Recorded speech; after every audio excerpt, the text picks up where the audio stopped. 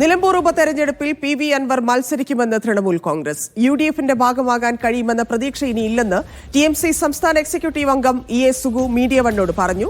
കോൺഗ്രസ് തങ്ങളെ അപമാനിച്ചു, ഇനിയും മുന്നണിയിൽ എടുക്കുമോ എന്ന് ചോദിച്ച് വാതിൽ മുട്ടി നടക്കാൻ കഴിയില്ലെന്നും EA സുഗു മീഡിയ വണ്ണോട് പ്രതികരിച്ചു. കോൺഗ്രസിൽ ഒരു വിഭാഗം അത് വാതിലടച്ച മാതിരി നിലപാട് സ്വീകരിക്കുമ്പോൾ ഞങ്ങളതിങ്ങനെ അങ്ങോട്ട് ചെന്ന് വാതിൽ മുട്ടേണ്ട ഗതികേടിലേക്ക് പോകണ്ട എന്നുള്ളത് തന്നെയാണ് അഭിപ്രായമുള്ളത്. അവിടെ ഞങ്ങൾ ഉയർത്തിയ ഞങ്ങളെ നിലപാടുകൾ ജനങ്ങൾ അംഗീകരിക്കാൻ വേണ്ടിയിട്ടുള്ള പ്രവർത്തനങ്ങൾ തെരഞ്ഞെടുപ്പിൽ സ്വീകരിക്കണം. അതിന് സ്വീകരിക്കാൻ PV അൻവറിനെയാണല്ലോ മത്സരിക്കാൻ ഏറ്റവും നല്ലത്.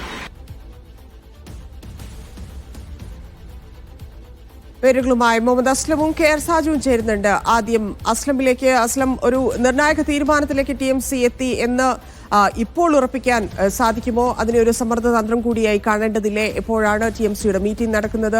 അൻവർ മാധ്യമങ്ങൾക്ക് മുന്നിൽ വരാതെ നടക്കുന്ന ഒരു സാഹചര്യം കൂടിയാണ്. PV അൻവർ നിലമ്പൂർ മണ്ഡലത്തിൽ മത്സരിക്കും. ഇനി അല്ലാതെ UDFനോട് അങ്ങോട്ട് പോയി ഇനി സംസാരിക്കാനില്ല എന്നൊരു നിലപാടാണ് തൃണമൂലിന്റെ സംസ്ഥാന സെക്രട്ടേറിയറ്റ് അംഗവും മണ്ഡലത്തിന്റെ ചുമതലയുമുള്ള EA സുഗു മീഡിയയോട് പറഞ്ഞിരിക്കുന്നത്.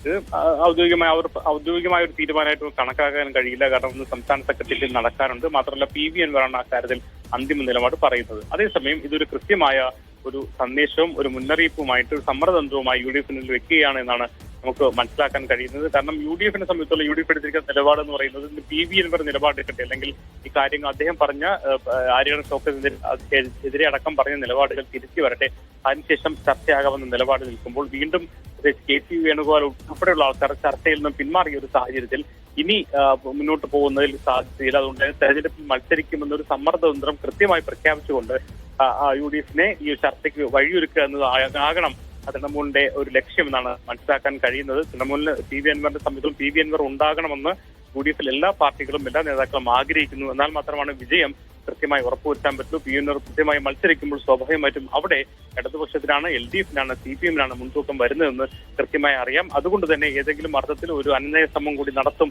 എന്നുള്ളൊരു പ്രതീക്ഷയാണ് PV അൻവറിനും സംഘത്തിനുള്ളത്. UDFനെ സംബന്ധിച്ചിടത്തോളം ഇത്തരം ഒരു പ്രഖ്യാപനം EA സുഗു എന്ന് പറയുന്ന തൃണമൂൽ സ്ഥാനാർത്ഥി പ്രഖ്യാപിച്ചു എന്നതിന് ശേഷവും അവർ പറയുന്നത് ഏറ്റവും അവസാന ഘട്ടത്തിലെങ്കിൽ പോലും പിണറായി സത്തിനെതിരായ പോരാട്ടം എന്ന അർത്ഥത്തിൽ താൻ വിയോജിപ്പോടാണെങ്കിലും UDFന് പിന്തുണ കൊടുക്കുന്നു എന്നൊരു നിലപാടിലേക്ക് PV അൻവർ എത്തുമെന്നുള്ള പ്രതീക്ഷ UDF നേതാക്കളും പങ്കുവയ്ക്കുന്നു. അതേസമയം രണ്ട് കൂട്ടരും കടുത്ത നിലപാടിലാണ്.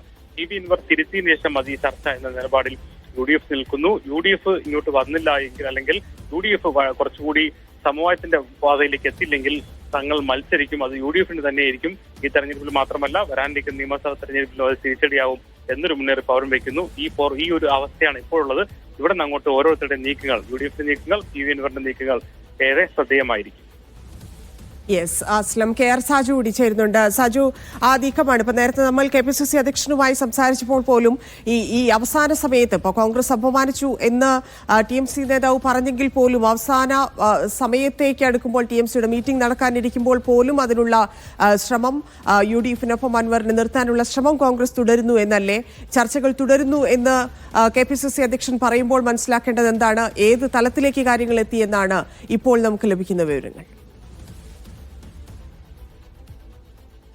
ഇക്കാര്യത്തിൽ കോൺഗ്രസ് ഇപ്പോൾ ഒറ്റ ഉപാധി മാത്രമാണ് PV അൻവറിന്റെ മുന്നിൽ വെച്ചിട്ടുള്ളത്.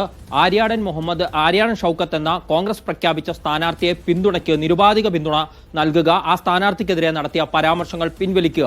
ഇത് ചെയ്തു കഴിഞ്ഞാൽ അസോസിയേറ്റ് മെമ്പർഷിപ്പ് UDFിൽ എന്ന കാര്യത്തിൽ ചർച്ചകൾ തുടരാം എന്ന നിലയിൽ തന്നെയാണ് കോൺഗ്രസ് നേതൃത്വമുള്ളത്. ചർച്ചകൾ തുടരാമെന്നല്ല, അത് നൽകുക തന്നെ ചെയ്യും എന്നുള്ളതാണ്. കാരണം PV അൻവറിന് രാഷ്ട്രീയ അഭയം നൽകാമെന്നത് UDF നേരത്തെ തന്നെ തീരുമാനിച്ചതാണ്. ആ തീരുമാനത്തിൽ യാതൊരുവിധ മാറ്റങ്ങളും വരുത്താൻ UDF നേതൃത്വം ഈ ഘട്ടത്തിലും തയ്യാറല്ല. ഇനി ഏതെങ്കിലും കാരണവശാൽ